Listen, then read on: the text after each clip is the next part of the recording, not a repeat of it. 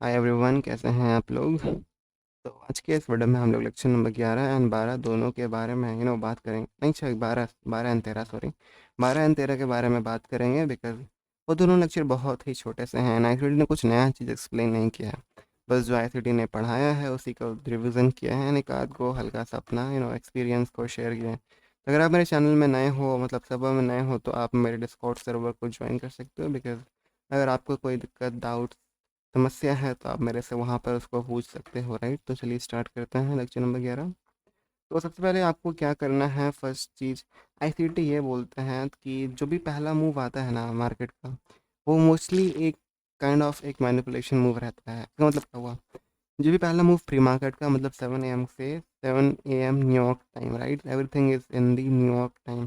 जब भी 7 AM का न्यूयॉर्क टाइम से पहला मूव आता है वो मोस्टली आपका मैनिपुलेशन मूव रहता है। मैनिपुलेशन से मतलब आईसीटी का जो PO3 पावर ऑफ 3 बोलता है, पहला आपका एक मैनिपुलेशन रहता है, उसके बाद ये नीचे जाता है एंड फिर आपका डिस्ट्रीब्यूशन रहता है, राइट। तो ये होता है हमारा पावर ऑफ 3। तो जो भी पहला फेक आउट आता है, जो भी मैनिपुलेशन मूव आता है, जो भी जूडस स्विंग आता है, इसको हम लोग जूडस स्विंग पे बोलते हैं, राइट। तो जो भी जूडस स्विंग आता है वो मोस्टली आपका प्री मार्केट एरियाज के अंदर ही आता है। जो भी प्री मार्केट एरिया में आपका डायरेक्शन जा रहा है उसके गेंस जाएगा, 80 से 70% चांस है कि उसका गेंस चल जाता है, राइट। तो अभी मैं यहाँ पर हूँ, दिखा देता हूँ आपको।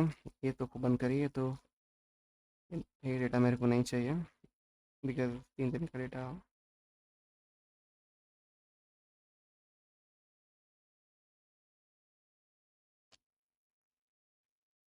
एक मिनट का चार्ट में खोजने में बहुत टाइम लगता है, राइट।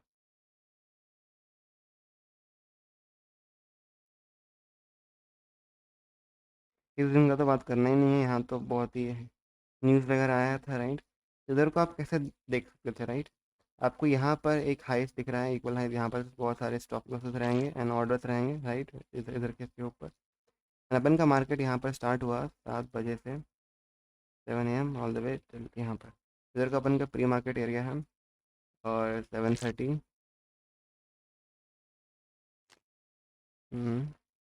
बेस्ट ओपनिंग 7:30 से यहाँ से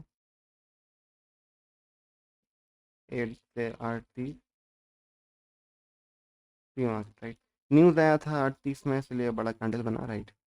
तो अभी आपको यहाँ पर क्या दिख रहा है, आपको यहाँ दिख रहा है ये हाइज यहाँ पर पेंडिंग है, राइट। अब मान लीजिए मेरे को ये सब चार्ट नहीं दिखता, राइट, एंड मेरे को दिख रहा है कि यहाँ पर ये हाइज पेंडिंग है। तो मैं कभी नहीं जाऊँगा शॉर्ट लेने के लिए, लाइक एल्गोरिथम कभी नहीं चाहेगा कि शॉर्ट लेने के लिए, बिकॉज यहाँ पर इन्होंने ऑर्डर एग्जीक्यूट किया था, उनका यहाँ पर स्टॉप लॉसेस है एंड कभी भी उनको डायरेक्ट प्रॉफिट नहीं देंगे, राइट। तो आपको इधर को क्या दिख रहा है, इधर को हमारे पास विक है, wick very important, right. Wick बहुत इंपॉर्टेंट रहता है। अगर मैं यहाँ पर एक ट्रायंगल लूँ एंड इसको अगर आगे मैं यहाँ पर ऐसे करके एक्सटेंड कर दूँ बाहर,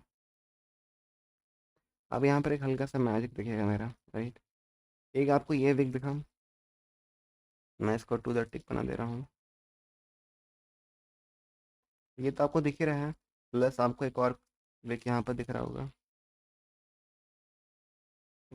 जब भी आपके पास 2-3 विक रहता है, राइट, तो ये जो एरिया रहता है बॉडी, ये जिसके उसको क्रॉस नहीं करना चाहिए, बेसिकली यही है। तो ये हमारा एक काइंड ऑफ हो गया बैरियर कि इसको क्रॉस नहीं करेगा।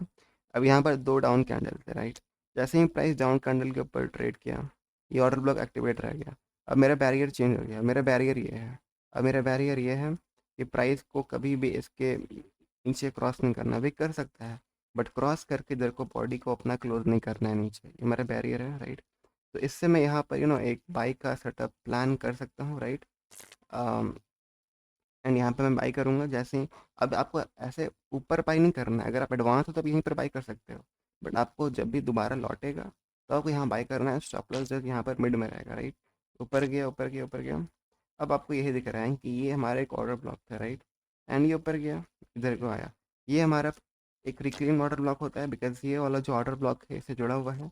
एंड ये जो है ये हमारा प्रपोल्शन ब्लॉक होता है, राइट। ये सब माइक्रोसिटी का कोर कंटेंट है।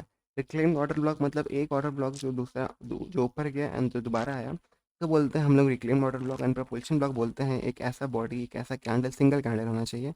अब वो कैंडल अगर एक ऑर्डर ब्लॉक से जुड़ा हुआ है, सपोज समथिंग लाइक, अगर मैं आपको इसका प्योर एग्जांपल दूँ, तो समथिंग लाइक आप देख ये बोल सकते हो, ये काइंड ऑफ एक रिक्लेम्ड, सॉरी, ये काइंड ऑफ एक प्रपोल्शन ब्लॉक होता है, बिकॉज जैसे ही प्राइस इसके ऊपर ट्रेड किया जोर से नीचे गिरा, राइट। तो ये आपको ये एक वेरी सिग्नेचर चाहिए, राइट, सिंगल कैंडल बेसिकली। तेरे को अपना अपन का ये हो सकता है रेवोल्यूशन ब्लॉक, यहाँ पर ट्रेड किया, ऊपर गया, एंड ऊपर कहाँ गया, यहाँ इसको उड़ा दिया, राइट, टू द टिक यहाँ पर क्लोज को ही उड़ा दिया। तो आपको यहाँ बाई करना है, ऊपर जाएगा, यहाँ मैं तो यहीं बाई करूँगा, मेरा स्टॉप लॉस यहीं रहेगा। जैसे ही इसके ओपनिंग के प्राइस के ऊपर ट्रेड किया, यहाँ बाई कर लूँगा, राइट। मेरा स्टॉप लॉस जैसे यहाँ पर रहेगा। मैं टारगेट क्या करूँगा, टारगेट बेसिकली मैं यहाँ पर ये इनएफिशिएंसीज कर सकता हूँ, मैं टारगेट ये इनएफिशिएंसीज कर सकता हूँ, राइट। एंड टोटल यहाँ रीच किया, ऑर्डर ब्लॉक सी तक रीच किया, एंड देन फिर वो नीचे गया, राइट। फिर मैं यहाँ पे एक और बाई करूँगा, ये मेरा institution order flow entry trail रहेगा, राइट। मैं यहाँ पे एक और बाई करूँगा, ऊपर गया, ऊपर गया, कहाँ गया, मेरा जो धर्म धर्म बोल सॉरी, मेरा जो मेन टर्मिनस है वो है, मेरे को इधर को इसको उड़ाना है, राइट। ऊपर के ऊपर के ऊपर के ऊपर गया, मेरे को इधर को एक वॉल्यूम इम्बैलेंस मिला, राइट। मेरे को ये ट्रेडेबल चाहिए, जैसे ऊपर गया इसको क्रॉस कर दिया, दैट इज़ वेरी इंडिकेटिंग कि ये यहाँ जाएगा, इसको क्रॉस करेगा। लेकिन जब भी आपके पास वॉल्यूम इम्बैलेंस होता है, आपको कभी नहीं चाहिए कि वॉल्यूम इम्बैलेंस के सी के ऊपर बॉडी क्रॉस करे। पर जो कि यहाँ पर क्रॉस किया, देन दैट इज़ इंडिकेटिंग कि ऊपर जाएगा। साथ ही साथ अगर आप इसका यहाँ पर लो देखिएगा, इसका लो क्या है, 69.25, इसका हाई क्या है, 69.25, ठीक है, बराबर है। अब जैसे इसको क्रॉस किया, ये वाला जो वेरी सिग्नेचर है कि हाई को लेकर एक्टिवेट हो गया, एंड फाइनली वो हाई को ले लिया, एंड इधर से अपना प्री मार्केट खत्म, ओपनिंग सेशन खत्म हो गया। अब प्री मार्केट में जो हुआ, ओपनिंग रेंज में उल्टा होगा, राइट, उल्टा यहाँ इधर को हुआ। उसके बाद बेसिकली यहाँ से प्री मार्केट स्टार्ट हो गया, नीचे गिरा, नीचे गिरा, नीचे गिरा, नीचे गिरा। बेसिकली यहाँ पर आपको एक मैंने आपको कुछ उतना मूवमेंट दिख नहीं रहा, राइट, सिंपल कंसोलिडेट कर रहा है, राइट। उसके बाद यहाँ पर फिर ऊपर चला गया, राइट। आपको ये दिख रहा है कि जो मोस्टली जो मूव आया था वो एक काइंड ऑफ एक रेंज में ट्रेड कर रहा था, राइट। एंड जैसे ही ओपनिंग सेशन 8:30 आया, वो ऊपर चला गया, राइट, ऊपर गया, ऊपर गया।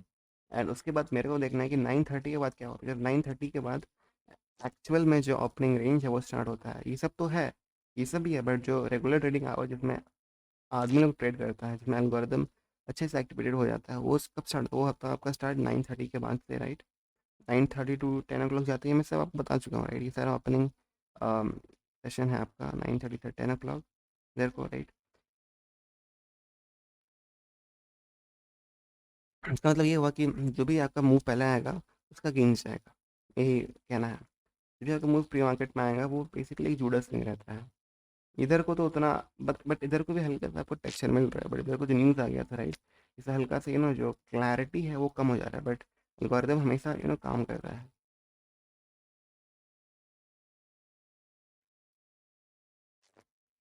तो वही था।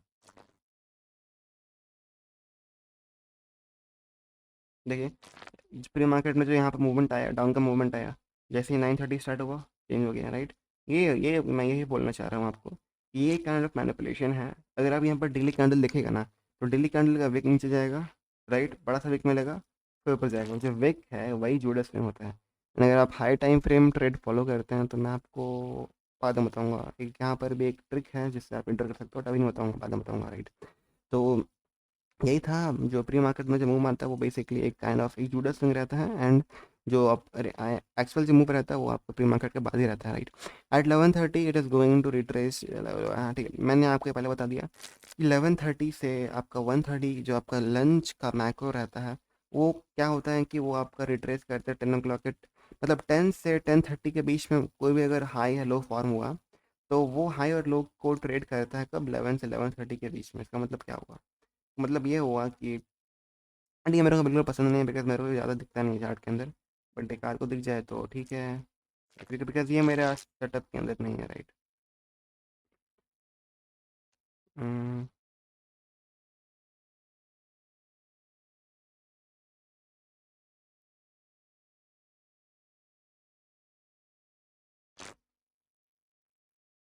10:30 से, सॉरी, 10 से 10:30 में जो हाई लो बना, बेसिकली ये बना,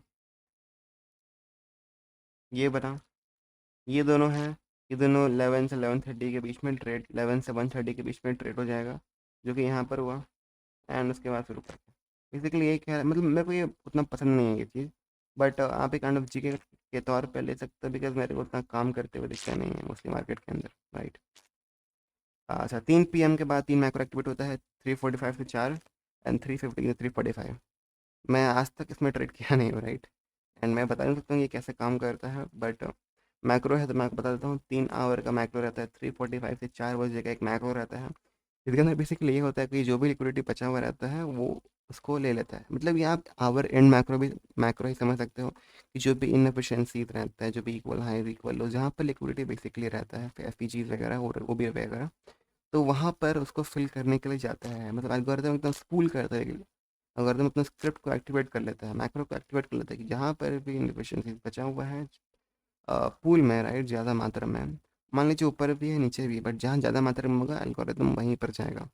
3:45 से 4 एंड 3:15 से 3:45, ये तीन जी दो जो टाइम फ्रेम है, इसके बीच में एल्गोरिथम पुल करता है। मतलब आवर के एंड में करता ही है, बट जैसे ये आपको दिख रहा है कि ये सब सेशन एंड का मैक्रो है, राइट, तो ये सारा सेशन एंड का मैक्रो है। तो ये था लेक्चर 12 में, उतना कुछ आईसीटी ने बताया नहीं था। जल्दी से मैं सेशन एंड का मैक्रो भी आपको दिखा देता हूँ यहाँ पर, राइट।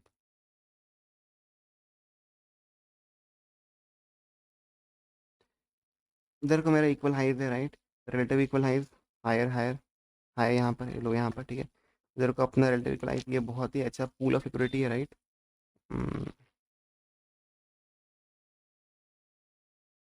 ये बहुत ही अच्छा पूल ऑफ लिक्विडिटी है। तो आपका जैसे ही 3 से 3:15 के बीच में इसको ट्रेडेबल होना है।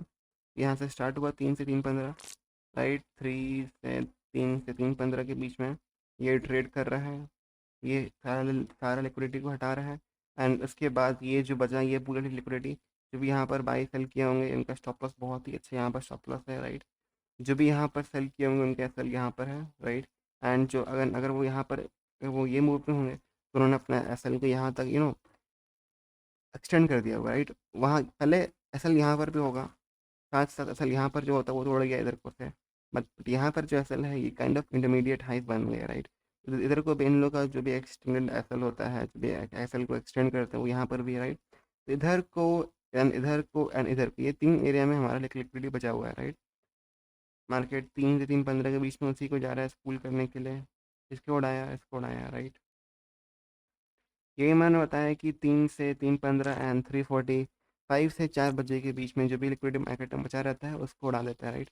3 से 3:15 के बीच में इसको उड़ाया, फिर 3:45 से 4 बजे के बीच में ये हाई इसको उड़ा दिया, राइट। यही था मैक्रो का basically lecture number 12। Lecture number 13 का को जाते हैं, एंड उसके अंदर भी उतना कुछ आईसीटी ने बताया नहीं था, सिंपल दो तीन चार देखिए। क्लब क्लब उनका बेटा है, राइट। क्लब को भी आई मतलब आईसीटी का जो 2024 मेंटरशिप वो क्लब को ही पढ़ाने के लिए है, राइट।